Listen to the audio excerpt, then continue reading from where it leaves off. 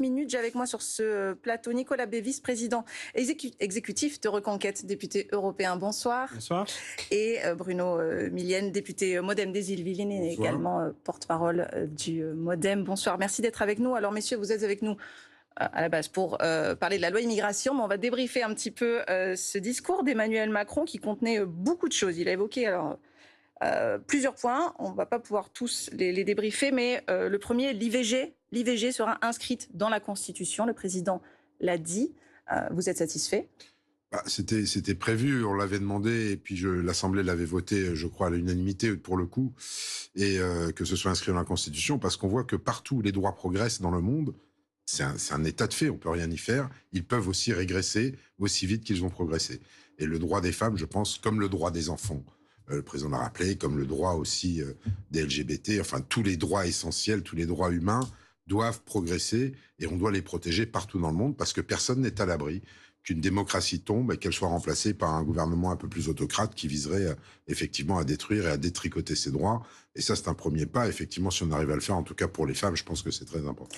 Nicolas B, à Reconquête, on en pense quoi de l'inscription de l'IVG dans la Constitution ? D'abord, un mot un peu plus général sur le discours d'Emmanuel Macron. Je l'ai trouvé très prétentieux parce qu'on a le sentiment qu'il veut installer une sorte de gouvernance mondialisée, imposant à tous les pays du monde un certain nombre d'idées et de valeurs auxquelles lui croit. Bien sûr qu'il y a des grands principes généraux auxquels on est tous attachés, les droits de l'homme, la dignité en particulier, l'égalité en dignité de tous les hommes. Mais il y a des droits qui sont attachés à la citoyenneté, c'est-à-dire au fait qu'on est citoyen d'une nation. Et puis il y a des droits qui sont conditionnés par des devoirs. C'est aussi ça qu'il faut rappeler. Donc dire comme ça qu'il y a des droits universels dans tous les domaines en confondant les grands droits fondamentaux avec un programme politique, ça me semble dangereux. Je vous donne deux exemples très rapides sur la sécurité, par exemple. Très rapidement, mais... il nous parle des droits des femmes. Il a raison. Les droits des femmes aujourd'hui sont menacés en France, avant de parler de ce qui se passe partout sur la planète, menacés en France. Mais ce qui menace le plus gravement les droits des femmes aujourd'hui, c'est évidemment un islam politique qui impose des préceptes. On en parlera dans le débat de l'islam si vous voulez, voilà, mais est-ce que vous pouvez répondre à ma question ? Est-ce que l'IVG dans la Constitution, c'est un bon exemple. Reconquête, il en pense quoi, Reconquête ? C'est le grand échec de la loi Veil en réalité. La loi Veil, elle posait un principe, c'était la défense de la vie, et l'exception, c'était le recours possible à l'IVG. En fonction d'un certain nombre de critères assez restrictifs. Aujourd'hui, on inverse totalement cette idée-là avec une volonté d'inscrire dans la Constitution l'IVG comme si c'était un objectif merveilleux. L'échec malheureusement de la légalisation de l'IVG, c'est qu'en 1975, vous aviez 200 000 avortements chaque année et il y en a toujours autant aujourd'hui. Donc on devrait plutôt se poser la question de cette manière. Donc vous n'êtes pas d'accord, vous ne voulez pas l'IVG dans la Constitution ? Je pense que c'est une mauvaise idée et je crois surtout qu'on ne doit pas confondre en permanence des grands principes et un programme politique. Quand on parle du droit d'asile, par exemple, Emmanuel Macron nous dit le droit d'asile, il faut continuer à l'appliquer de manière universelle. Oui, bien sûr, il y a un droit d'asile, c'est-à-dire quand vous êtes persécuté à titre personnel pour vos opinions. Nicolas B, on en parlera tout à l'heure. Oui, vous devez avoir accès. Nicolas B, s'il vous plaît, je suis obligée d'avancer. Totalement dévoyé. On parlera de la loi immigration dans un instant. Le président Macron a également parlé de la dépénalisation de l'homosexualité, donc à l'échelle internationale évidemment. Il annonce avoir nommé un ambassadeur à l'ONU en ce sens. Brièvement, qu'est-ce que ça vous inspire ? Brièvement, s'il vous plaît. Évidemment que nous sommes tous d'accord pour que les gens ne soient pas pénalisés en fonction de leurs orientations sexuelles. C'est évident. Mais d'abord, quelle est l'influence qu'a Emmanuel Macron sur des choix démocratiques ou non, d'ailleurs, qui sont faits par tel ou tel pays partout dans le monde ? Première question. Et la deuxième question, c'est que ne confondons pas tout, là encore.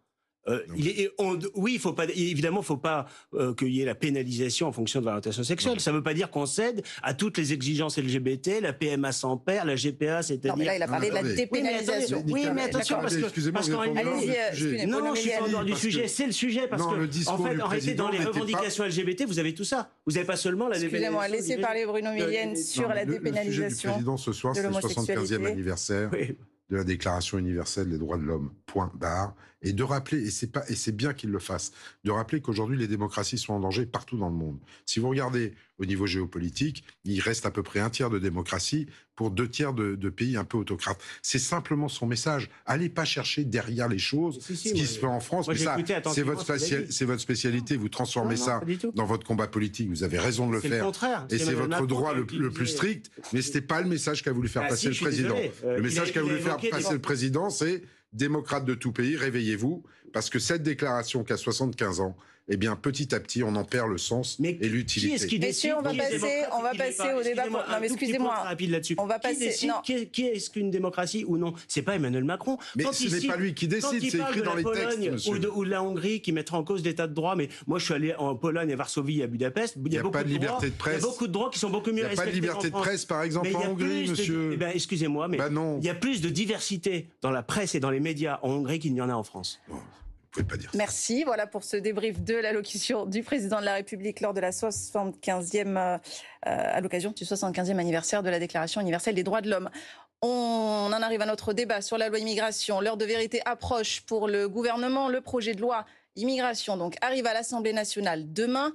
2 semaines de débat, sauf si la motion de rejet des écologistes est adoptée d'emblée. Julien Gall. Après son passage au Sénat et en commission, le projet de loi immigration est débattu à partir de ce lundi à l'Assemblée nationale. Et une question se pose, le texte peut-il être rejeté dès demain? Les députés RN s'opposent à ce projet, les Républicains le trouvent trop mou et dénaturé de sa version originale étudiée au Sénat. Quant aux parlementaires écologistes, ils ont déposé une motion de rejet. Pour la majorité, la crainte est de voir les oppositions s'unir pour voter cette motion et que l'examen du texte n'ait jamais lieu. Le sujet de demain pour les collègues de LR, c'est pas d'être d'accord ou pas avec moi, pas d'être d'accord ou pas avec ma vision de l'immigration. Nous sommes en désaccord complet sur à la fois l'analyse de la réalité migratoire dans notre pays, mais aussi sur les réponses que la République doit apporter. Dans le sujet, c'est pensons-nous qu'il peut y avoir ou pas une majorité sur ce texte. Or, et la gauche et la droite ont dit très clairement qu'ils ne voulaient pas rentrer dans le marchandage avec Gérald Darmanin. Le ministre de l'Intérieur estime que le vote de la motion serait contre nature. Arithmétiquement, oui, les oppositions peuvent se coaliser et voter contre le texte. Ce serait la coalition de la carpe et du lapin. Vous voyez des parlementaires LR voter une motion sur l'immigration avec les Verts et LFI? Le RN et LR gardent pour le moment secrètes leurs intentions de vote. Si la motion de rejet est votée, l'Assemblée n'étudiera pas le texte et il repartira au Sénat, à moins que le gouvernement ne décide de solliciter une commission mixte paritaire composée de 7 députés et 7 sénateurs.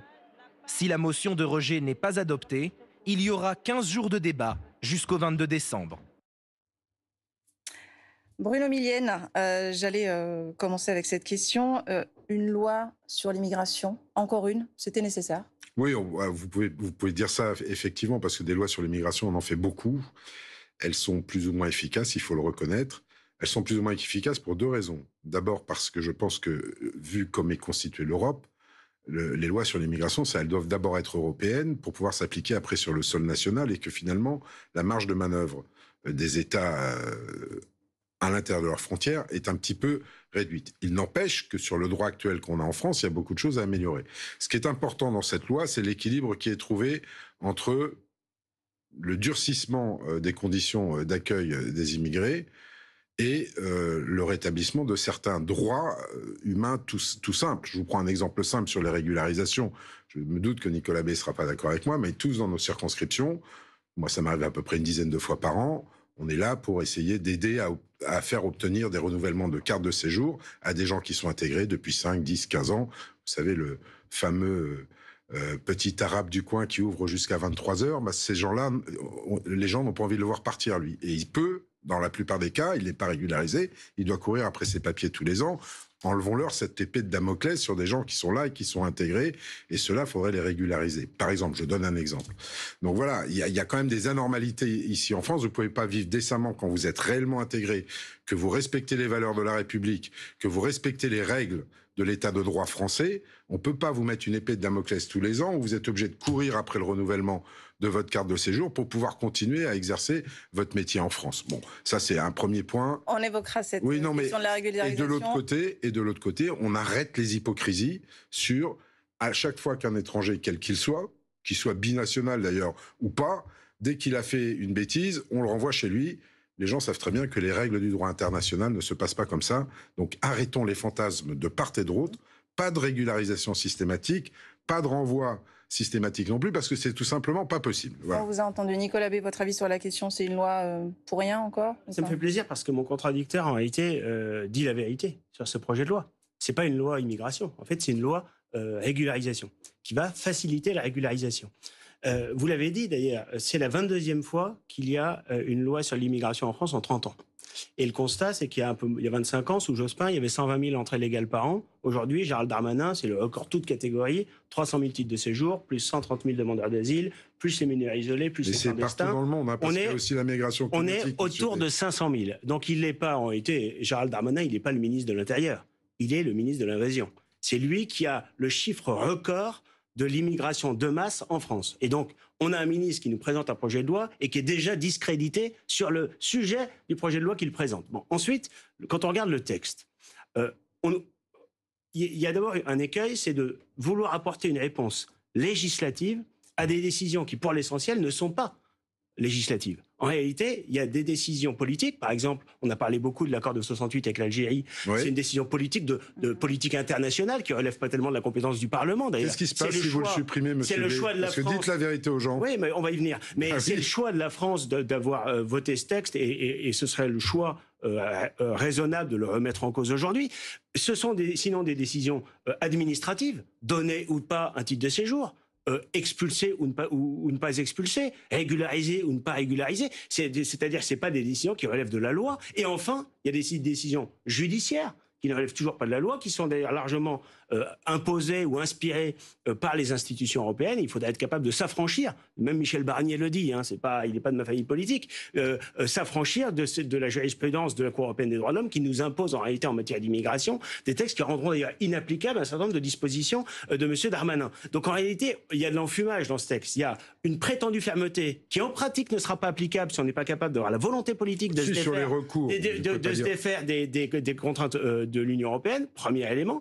Et deuxième élément, on a en effet de la régularisation à tout va qui va être facilitée, Non, mais non. En tout cas, il faut qu'on avance dans les le métiers débat. en tension, c'est le fameux article 3. On va l'évoquer, les métiers en tension, on va l'évoquer.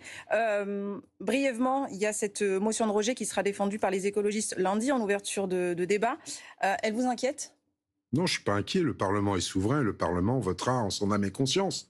Mais je trouverais quand même assez paradoxal que des gens qui font de leur fonds de commerce l'immigration, dont M. Nicolas Bay, puisque c'est la théorie du grand remplacement qu'il prône. C'est pas une théorie, c'est Non, ce que mais dit le attendez, Français. Monsieur Bay, je vous ai pas interrompu. Oui. Je Voilà. veux parler, oui. Que ces gens-là refusent de débattre. Enfin, M. B n'est pas forcément représenté à l'Assemblée nationale, mais ses Reconquête cousins, n'a pas on de va dire, député, du Rassemblement national, et maintenant les LR, qui se rapprochent de plus en plus de Marine Le Pen, je trouverais quand même assez fort de café qu'ils ne veuillent pas débattre sur un projet de loi, même s'ils ne l'acceptent pas. Mais le débat doit aller au bout, et je vais même vous dire plus, on doit voter. Quitte à ce que la majorité présidentielle perde, on doit voter. Pas de 49-3. Parce que là, les oppositions vont être mises face à leurs responsabilités. C'est facile d'être dans l'opposition, prenez pas de risque. Vous pouvez dire n'importe quoi, de toute façon, ce sera oublié dans les 15 jours qui viennent. Je veux juste répondre, si vous me permettez, sur la convention avec l'Algérie de 68. Ok, supprimons-la comme l'avaient proposé les Républicains dans leur niche parlementaire. Si vous la supprimez, il se passe quoi ? On retourne aux accords d'Évian. Exactement, de 1962, libre circulation pour les Algériens. Donc vous voyez un petit peu le côté, vous voyez le côté totalement populiste des uns et des autres en présentant ce genre de choses. Ils vont à l'encontre même de ce qu'ils prônent. Donc il faut que les Français se rendent compte de ce côté populiste et mensonger des oppositions sur des choses qui sont sérieuses, parce qu'on parle de gens, on parle de vie humaine, et ils ne font que de la politique politicienne. Non, vous êtes en train de nous dire, c'est extraordinaire, hein. Vous êtes en train de nous dire que si jamais on arrête les visas facilement accordés aux Algériens, non, si vous revenez sur la convention de 68, au principe de libre circulation. Bien sûr que non, on est dans des États souverains. Donc il faudrait légiférer à nouveau. Ah bah oui, mais c'est pas une affaire d'État, ça, évidemment. Vous savez. C'est pas du tout ce qui avait été mis en avant par les Républicains.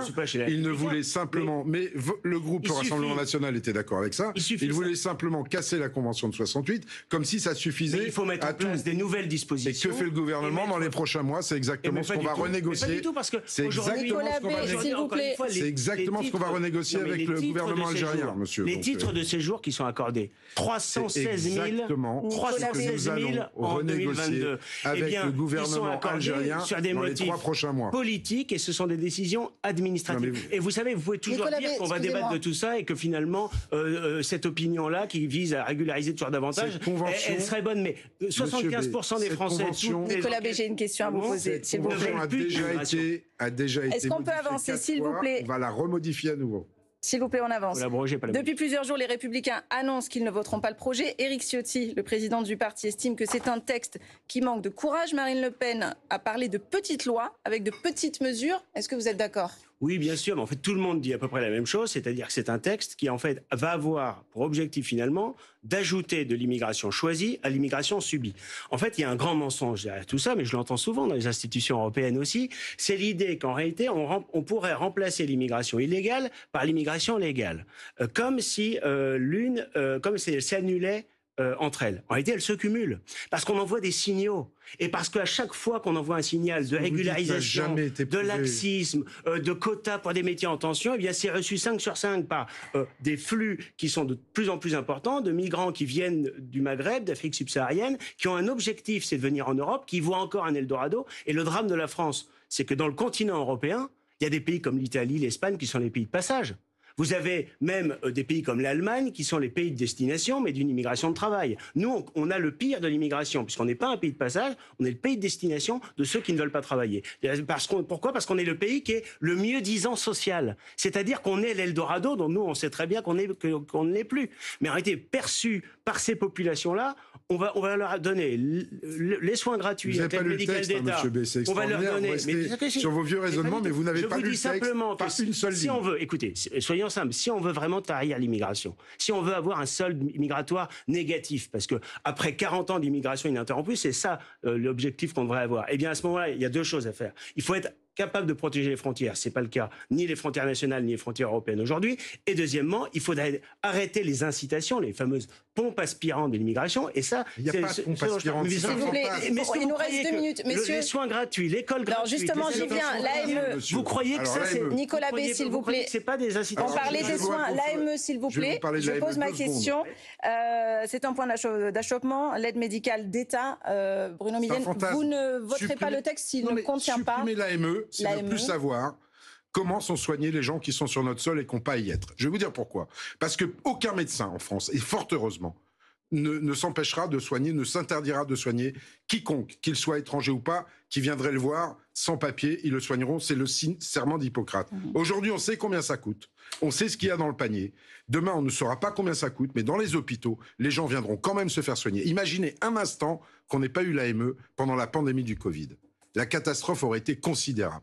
Donc il faut arrêter de dire des bêtises et de faire croire que l'AME est une pompe aspirante. Juste un petit point sur les soi-disant visas médicaux, parce que ça, je sens que ça va revenir. Ça représente aujourd'hui sur le territoire français 3000 personnes qui viennent pour des maladies rares et graves dont ils ne trouvent pas les moyens de se soigner chez eux. On peut effectivement mettre des barrières à ces entrées-là, très sérieusement, en regardant effectivement ce qui se passe, mais n'allez pas faire croire aux gens que les gens, sous prétexte de soins médicaux, viennent en France simplement... Mais le problème, c'est pas seulement... Nicolas B, pour vous, l'AME, c'est un appel d'air migratoire. Ben oui, pour eux, c'est un appel d'air migratoire, c'est faux. Ce qu'on vient d'entendre, c'est le discours habituel sur l'AME. Mais non, c'est une réalité, demandez aux médecins, monsieur B. L'AME, ça coûte 1 milliard d'euros par an. 1,2 milliard, exactement, très précis. Et... par ailleurs, on nous présente toujours ça comme de la médecine d'urgence. En clair, des gens qui sont en danger de mort qu'il faudrait soigner. C'est faux. Il y a des filières entières construites qui permettent à des gens de venir se faire soigner pour des pathologies longues, des pathologies lourdes, parfois aussi pour des soins très coûteux, les soins dentaires ou ophtalmologiques. Il y a des filières entières qui sont organisées. La France est une passoire, les gens rentrent facilement. Et quand vous rentrez, vous avez des soins médicaux dont même un certain nombre de Français sont aujourd'hui privés, qu'ils ne peuvent pas se payer. Mais ça, c'est votre discours mais c'est une réalité. Prospère, mais non, c'est faux. C'est un mensonge éhonté. Permet à des gens d'avoir accès totalement librement à toute la palette des soins dans nos hôpitaux, alors qu'aujourd'hui, ce qui est sûr, c'est que vous ne tomberez pas d'accord aujourd'hui. C'est la fin de ce débat. Vous ne tomberez pas d'accord aujourd'hui.